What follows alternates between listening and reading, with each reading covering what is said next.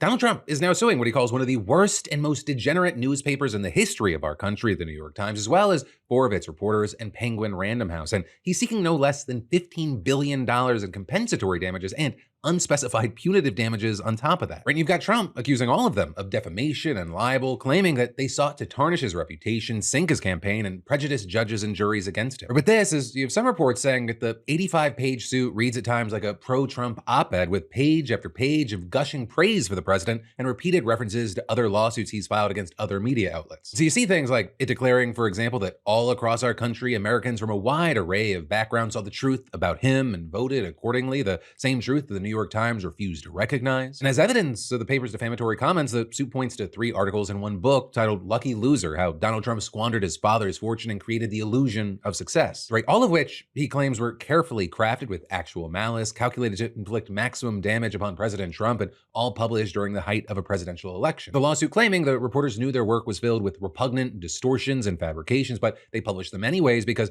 they could not accept President Trump's win in 2016 and could not fathom his winning again by a landslide. And so instead, the lawsuit claims they started with a desired narrative, then falsified, distorted, and manipulated facts, while otherwise accurate information was and remains available. Right? In the suit, it disputes a number of specific claims, and I'm not going to go through all of them, but the bulk of the criticism, it's aimed at the narrative that Trump achieved his success essentially through family inheritance, fraud, and a series of lucky breaks. But the lawsuit counters that Trump actually earned his money and fame through a mix of unique charisma, business savvy, and just sheer brilliance, and that the reporters knew or should have known this truth. Also, while it's not included as evidence, the suit targets the Times' editorial board's endorsement of Kamala Harris and calling it deranged. All of which is why the suit concludes, today, the Times is a full-throated mouthpiece for the Democrat Party. The newspaper's editorial routine is one of industrial-scale defamation and libel against political opponents. As such, the Times has become a leading and unapologetic purveyor of falsehoods against President Trump. Now, apparently in October, Trump's lawyers, they sent the Times and Penguin Random House, which published the Lucky Loser book, cease and desist letters, and now, thanks to the lawsuit, we can actually see their responses. So you've got the Times' newsroom lawyer apparently writing,